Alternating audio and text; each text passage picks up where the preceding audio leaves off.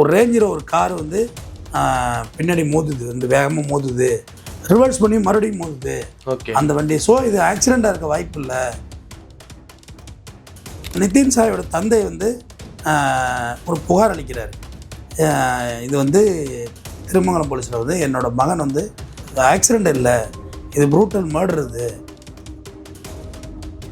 KK நகர் பகுதியை தெரிஞ்ச +2 மாணவி. அவங்க வந்து நிதின் சாயோட இறந்து போன நிதின் சாய் இருக்கார்ல, அவருடைய நண்பர் வெங்கடேசன் வந்து ஒன் சைடாக லவ் பண்ணியிருக்காரு. ஒன் சைடு லவ்வாக இருக்குது, டார்ச்சர் பண்ணுறாருன்னு சொல்லிட்டு அந்த மாணவி பிரணவ்கிட்ட கம்ப்ளைண்ட் பண்ணுறாங்க. இந்தமாரி அவன் இதுமாரி ரொம்ப டார்ச்சர் பண்ணுறான் அப்படின்னு சொல்லி. பிரணவ் என்ன செய்கிறாரு, சந்துருக்கிட்ட சொல்கிறாரு, அவரோட ஃப்ரெண்டு, அவர் காலேஜ் சீனியர். சந்துரு வந்து ஒரு பிரபல அரசியல்வாதியுடைய மகள் வைத்து பேரன். இந்த சந்துரு தரப்புக்கிட்ட கை கலப்பு ஈடுபடுறாங்க. அப்போ சந்துரு தரப்பு கார் கண்ணாடி உடைக்கப்பட்டதாக ஒரு தகவல் சொல்கிறாங்க. இந்த சம்பவத்துக்கு முன்னாடி அவங்களுக்குள்ள சண்டை நடந்தது, பெரிய கிளாஷ் நடந்துருக்கு. காரில் வந்து எங்களை துரத்துனாங்க, நாங்கள் பார்க் ரோட்டில் போய் ஒரு சந்துக்குள்ளே போயிடுறா நிதின், நம்மளை துரத்துறாங்க நிதின் சாய் சொன்னால் சந்துக்குள்ளே வண்டியை விட்டோம், ஆனால் அவங்க விடாமல் வந்து மோதிட்டாங்க, என் கண்ணெதிரே நிதின் சாய் செத்து போயிட்டான் அப்படின்னு அந்த பையன் ஒரு ஸ்டேட்மெண்ட் சொல்லியிருக்கான். பஞ்சாயத்துக்கு பேச போவாங்க தம்பி, ஒரு பணம் மேட்டுருக்கு எதுக்கும் ஒன்றுக்கு, அவன் ஏகப்பட்ட கடலில் இருப்பான். நமக்கு வர வேண்டியது 1 லட்சம் 2 லட்சமாக இருக்கும், டக்குனு உள்ள போய் ஃபேனில் தங்கிடுவான். என்ன பண்ணுவீங்க? கடைசியில் அது நம்ம தலையில் வந்து நம்ம தள்ள விடியும். தற்கொலைக்கு தூண்டியவர்கள் நம்ம போயிடுவோம் உள்ள. மெட்ராஸ் டவுன் பஸ் நேயர்களுக்கு வணக்கம். வணக்கம் சார். வணக்கம் சார். சமீபத்தில் பார்த்தீங்கன்னா அந்த அண்ணா நகரில் ஒரு கல்லூரி மாணவன் விபத்தில் இறந்ததாக வந்து செய்தி பார்த்தோம். ஆனால் இப்போ திடீர்னு அது வந்து ஒரு கொலைன்னு சொல்கிறாங்க, அதை பற்றி கொஞ்சம் சொல்லுங்கள் சார். ஐநாவரம் முத்தமன் தெரு சார்ந்த நிதின் சாய் 20 வயசு, அவர் தான் இப்போ அதில் இறந்துருக்கிறது. அவருடைய நண்பர் பார்த்திங்கன்னா ஐநாவரம் பிஇ கோயில் தெருவை சார்ந்த அபிஷேக், அவர் 20 வயசு. 2 பேரும் மயிலாப்பூரில் உள்ள ஒரு ப்ரைவேட் காலேஜில் படிக்கிறாங்க. நிதின் சாயும் அபிஷேக் என்ன செய்கிறாங்க, நேற்று முன்தினம் ஒரு 10:30 மணி அளவில் திருமங்கலம் ஸ்கூல் ரோடு இருக்குல்ல, அதில் வந்து ஃப்ரெண்டு மோகன் அவருடைய பர்த்டே பார்ட்டிக்கு போகிறாங்க. அங்கே போய்ட்டு அங்கே உள்ள ராவுத்தர் பிரியாணி கடையில் 10:30 மணிக்கு சாப்பிட்றாங்க. அப்போயே வந்து ஒரு சின்ன சலசலப்பு அங்கே உருவாகின பிறகு அபிஷேக்கும் நிதின் சாயும் பைக்கில் கிளம்பிடுறாங்க. அங்கேருந்து ஓட்டுறது வந்து அபிஷேக்கு, நிதின் சாய் பின்னாடி உட்காந்துருக்காரு, ஹெல்மெட்டு போட்டில்ல அவர்.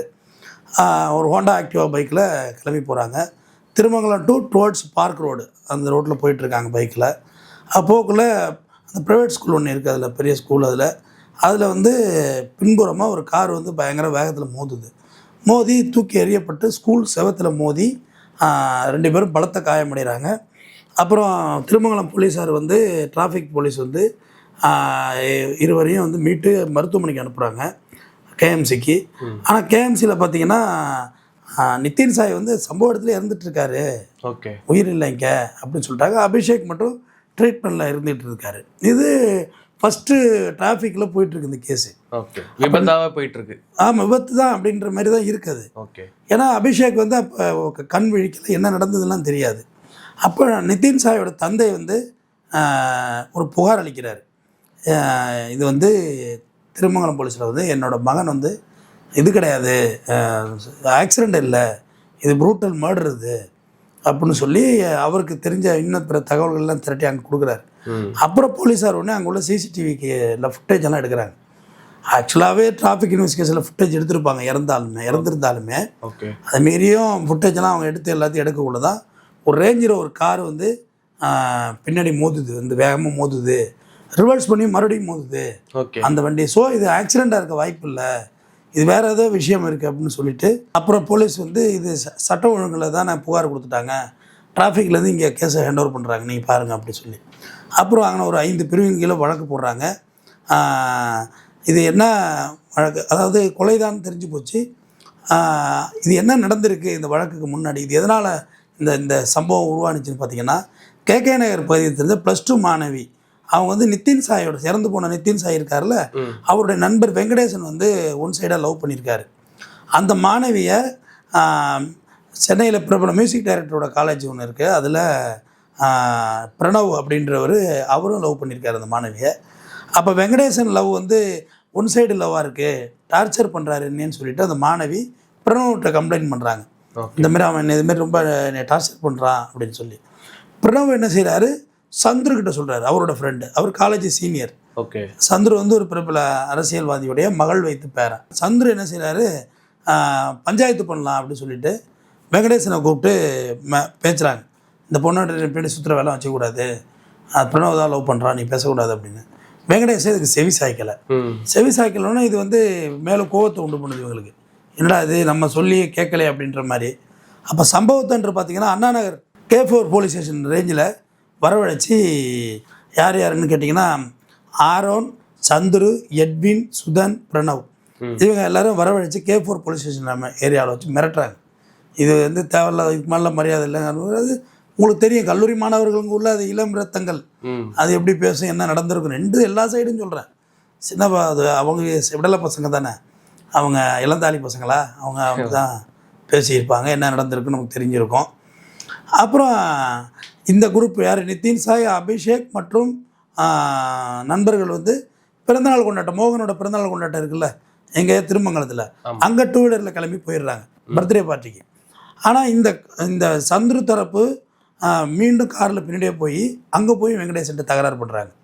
நீ இந்த பொண்ணை விட்டு தான் அவனும் வச்சு தான் அவனும் பிரச்சனை ஆகுது. பிரச்சனை ஆகல, கார் எடுத்து ஏற்ற பார்க்குறாங்க. அப்போ வெங்கடேசன் காலில் லைட்டாக அடிபட்டுருது வண்டி. ஓகே. அங்கேயே பாரு வேறு மாதிரி ட்ரிகர் ஆரம்பிச்சிட்டு அடிபட்டோன்னா அப்போ நிதின் சாய் அபிஷேக்கு கோவம் வந்து இந்த சந்துரு தரப்புக்கிட்ட கை கலப்பில் ஈடுபடுறாங்க. அப்போ சந்துரு தரப்பு கார் கண்ணாடி உடைக்கப்பட்டதாக ஒரு தகவல் சொல்கிறாங்க. ஓ, இந்த சம்பவத்துக்கு முன்னாடி அவங்களுக்குள்ள சண்டை நடந்தது, பெரிய கிளாஷ் நடந்திருக்கு. ஓகே. கார் கண்ணாடி உடைக்கப்பட்டதாக சொல்லுது. வெங்கடேசனுக்கு லேசான காயம்தான் ஏற்பட்டிருக்கு. அதாவது வெங்கடேசனுக்கு ஆதரவாக நிதின் சாய் அபிஷேக்கு வந்து சந்துரு தரப்புக்கிட்ட பிரச்சனை பண்ணுறாங்க. கார் கண்ணாடி உடைச்சிறாங்க. அது அப்படியே கொஞ்சம் அங்கே காம் டவுன் ஆகுது. அப்புறம் ஹோண்டா ஆக்டிவா பைக்கில் நிதின் சாய் அபிஷேக்கும் கிளம்பிடுறாங்க. அபிஷேக் ஓட்டுறாரு. பில்லியன் டிரைவராக தான் இவர் நிதின் சாய் உட்காந்துருக்காரு. அப்போ தான் அந்த பார்க் ரோட்டுக்கிட்ட பின்னாடி வந்து கார் மோதுது. நிதின் சாய் சம்பவ இடத்துல இறந்து போகிறாரு. அபிஷேக் மருத்துவமனையில் தீவிர சிகிச்சை பிரச்சனை இருக்கார். இதில் பார்த்தீங்கன்னா இந்த ரேஞ்ச் ரோவர் காரை பார்த்தீங்கன்னா ஆரோங்கிறவர் ஓட்டியிருக்காரு. சந்துரு, எட்வின், சுதன், பிரணவ் இவங்க எல்லாருமே அந்த வண்டிக்குள்ளே இருந்திருக்காங்க. பிரணவ் ஆல்ரெடி அரெஸ்ட்டில் இருக்கார். வழக்கு பதிவு அவங்க மேலே பண்ணிட்டாங்க, கொலை வழக்கு பதிவு பண்ணிட்டாங்க. இப்போ இந்த சந்துரு அப்படின்றவர் வந்து இப்போ போய் காவல் நிலையத்தில் தற்சமயம் சரண்டர் ஆகியிருக்காரு. அவர் என்ன சொல்கிறாருன்னா, நான் கார் ஓட்டலை, எனக்கு இது சம்மந்தம் கிடையாது அப்படின்னு அவரோட ஸ்டேட்மெண்ட் சொல்கிறாரு. வழக்கு விசாரணை நடைபெற்று கொண்டிருக்கிறது. சார், இப்போ அந்த பிரச்சனைன்னு பார்த்தீங்கன்னா அந்த வெங்கடேஷுக்கும் இந்த தரப்புக்கும் தான், பிரணவுக்கு தான் பிரச்சனை. அப்புறம் இந்த நிதின் சாய் அவர் மேலே கார் ஓட்டி ஏற்றதுக்கான காரணம் இதுதான் பெரிய. நம்ம வந்து இந்த ஒரு ஒன்று சொல்லுவாங்க ஊரில், கிராமத்து பழமொழி, ஒன்றுக்கு போன பிரச்சனை ஊரே பற்றி எரியுதும்பாங்கள்ல.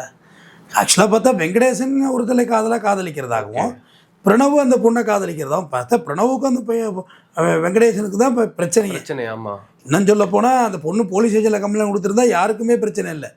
ஏன்னா அது இப்போ 12வதுனாக்கா உங்களுக்கு மைனர் கேள் தானே.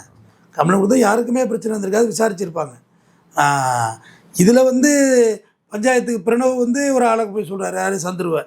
ஏன்னா அவங்க பொலிட்டிக்கல் பேக்ரவுண்டு இருக்குது, ஒரு பேசலாம் கொள்ளலான்னு அவங்களுக்கும் ஒரு நம்ம சொன்னால் கேட்பாங்கங்கிற எல்லாரும் ஒரு உற்சாகம் தானேங்க. உற்சாகத்தில் வர்றது தானே, வயசு பசங்க தானேங்க. உற்சாகத்தில் நம்ம பேசிடலாம் வச்சிடலான்னு போய் பார்த்தா ஆக்சுவலாக பார்த்தா காரை ஓட்டுனது இவர் இல்லைன்றாங்க.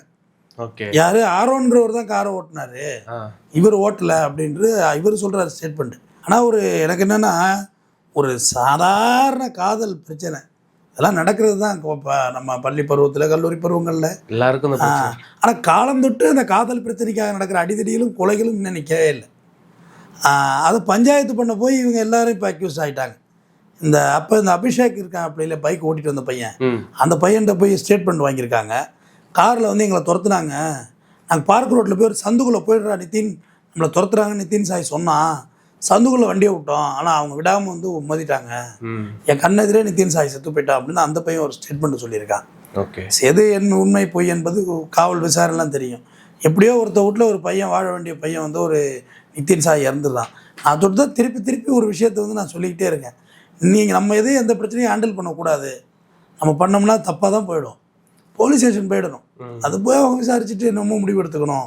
நம்ம ஒரு டீல் பண்ண போய் இப்போ எல்லாரோட வாழ்க்கையும் போயிடுது பாருங்கள். எல்லாருமே வாழ வேண்டிய பசங்க, 20 வயசு பசங்க தான், எல்லாருமே கல்லூரி மாணவர்கள் தான். அவங்க எல்லாம் திருப்பி பெயில் எடுக்கணும், எல்லாம் அவங்க வீட்டில் உள்ளவங்க அலையணும். இந்த புள்ள செத்து போயிட்டான், ஒரு பையன் நிதின் சாய் செத்து போயிட்டான், அவங்க வீட்டுக்கு ஒரு புள்ள லாஸு, இன்னும் கொஞ்சம் வேகமாக அடிச்சிருந்தா இன்னொரு பிள்ளைங்க லாஸ் ஆகிருப்பான், அபிஷேக்கும் செத்துருப்பான். ம். எல்லாருடைய நிம்மதியும் போயிடுது பாருங்கள். அதனால தான் நமக்கு ஒரு ப்ராப்ளமாக இப்போ அந்த பொண்ணெல்லாம் அவங்கவுங்க வேலையை பார்த்துட்டு இருப்பாங்க. இப்போ இவங்க எல்லாம் தொங்கலில் வந்துட்டாங்க பாருங்க. எல்லாருக்கும் மேலேயும் மர்டர் கேஸ் தான். கொலை உள்பட 6 பிரிவுகளில் வழக்கு போட்டிருக்காங்க. இது எல்லாத்தையும் இவங்க தானே ஃபேஸ் பண்ணணும். பஞ்சாயத்து சொல்ல போனவங்க எங்கேயோ போயிடுவாங்க. இடையில வந்தவங்க தான் பிரச்சனையை ஃபேஸ் பண்ணணும். ரெண்டாவது அந்த பொண்ணுங்க சொல்லக்குள்ள ஒரு வீரம் வேறு எல்லாருக்கும் வந்துடும். ஏய் நீ விசாரிடா கேளுடா அப்படின்னு அவங்க சொல்ல நம்ம ஆளே சொல்லிட்டா நம்ம கேட்டு தான் ஆகணும். ஹீரோயிசம்ல அப்படின்னு சொல்லி இறங்கிடுறது. பஞ்சாயத்து பண்ணிடலாம் போயிடலாம். அதெல்லாம் இறங்கவே கூடாது. பஞ்சாயத்துலாம் அப்படிலாம் போனால் இப்படி தான் பஞ்சாயத்து பிரச்சனை ஆகிடும். பஞ்சாயத்துக்கு பேச போவாங்க தம்பி, ஒரு பணம் மேட்டுருக்கு எதுக்கு ஒன்றுக்கு, அவன் ஏகப்பட்ட கடலில் இருப்பான். நமக்கு வர வேண்டியது 1 லட்சம் 2 லட்சமாக இருக்கும். டக்குன்னு உள்ளே போய் ஃபேனில் தொங்கிடுவான். என்ன பண்ணுவீங்க? கடைசியில் அது நம்ம தலையில் வந்து நம்ம தள்ள விடியும். தற்கொலைக்கு தூண்டிய வழக்கு நம்ம போயிடுவோம் உள்ள. தற்கொலைக்கு தூண்டின வழக்கு, கட்ட பஞ்சாயத்து, அப்புறம் மணி லாண்ட்ரி, மீட்ரு வெட்டி எல்லாத்தையும் மாட்டிப்போம். அதான் இந்த மாதிரி விஷயத்தை ஈடுபடக்கூடாது. நம்ம வந்து இப்போ ரேஞ்சில் ஒரு காரையும் ப்ராப்பர்ட்டி ஆக்கிட்டாங்க. ஓகே, கேஸ் ப்ராப்பர்ட்டி ஆகி போச்சு. அதெல்லாம் இந்த காலத்தில் எடுக்க முடியுமா? அதெல்லாம் மடிஞ்சு உள்ளே தான் போகும். கேஸ் நடத்தவில்லை, ரிட்டனாக ப்ராப்பர்ட்டி போட்டு எடுக்கணும். எவ்வளோ பிரச்சனை இருக்குது இதுக்கு பிறகு. இப்போ நிதின் சாயோட மரணத்துக்கு பிறகு தான் இவங்களோட பிரச்சனையே ஸ்டார்ட் ஆகும். இவங்க இது எல்லாத்தையும் ஃபேஸ் பண்ணி வெளில வரணும். இப்போ அவங்க தாத்தா ஒரு பெரிய பொலிட்டீஷியன், அவருக்கு எல்லாருக்குமே இப்போ கெட்ட பேர் ஆகிடும்ல, எல்லாருமே அதை எதிர்கொள்ளணும்ல. அதனால் மாணவர் பருவங்களில் சந்தோஷமாக இருக்க வேண்டியது தான், ஜாலியாக இருக்கிறது தான் நீங்கள் பிறந்திருக்கோம். ஆனால் நம்ம செய்கிற செயல் இன்னொரு உயிரை எடுக்கிற அளவுக்கு போயிடக்கூடாது. அங்கே வந்து பிரியாணி கேட்டுட்டு பிரச்சனையை போய் யாரோ ஒருத்தவங்க பெட்ரோலுக்கு கூப்பிட்டுருந்தாலே பிரச்சனை இருந்திருக்காது. அந்த ஏரியாவில் ஃபுட்டு இண்டஸ்ட்ரி மாரி ஆகிட்டு அந்த ஏரியாவை ஸ்ட்ரீட்டாகவே மாறிடுச்சு. இது எவ்வளோ பெரிய இன்னும் பிரச்சனையில் கொண்டு விடும். சனிக்கிழமை நைட்லாம் போனீங்கன்னா காலைல 4 மணி வரைக்கும் அங்கே ஒரே ரேஸாக நடந்துட்டு. அப்போ அதை கண்ட்ரோல் பண்ணுறது எவ்வளோ கஷ்டம். பெட்ரோல் வண்டி 1 சுத்தமா, திருமங்கலத்துக்கு 1 சுத்தம், இல்லை 2 சுத்தம், ஆனால் K4க்கு 2 சுத்தம், 2 4 பேர் என்ன எத்தனை தெருவுக்கு போகிறது. ஆனால் ஒரு பெட்ரோல் கூட்டிருந்தா அவ்வளோ பெரிய பிரச்சனையே வந்திருக்காது. விலைக்கு விட்டுருப்பாங்க, கிளம்பு சாவியெல்லாம் வாங்கியிருப்பாங்க. எப்படியும் யாருக்கிட்டே ட்ரிங்க்ஸ் இல்லாமல் இருந்திருக்காது. கண்டிப்பாக சாவியெல்லாம் வாங்கிட்டு இல்லை காலைல ட்ரிங்க் அண்ட் ட்ரைவ் ஆளுக்கு தர போடுறோம் ஊடகனாந்து விரட்டி விட்ருப்பாங்க. பிரச்சனை சால்வ் ஆகிருக்கும். இல்லை அவங்க வீட்டில் உள்ளவங்களாவது கூட்டு விட்ருப்பாங்க. இவங்களா டீல் பண்ண போய் எனக்கு தீன் சாயோட மரணம் தான் வந்துச்சு.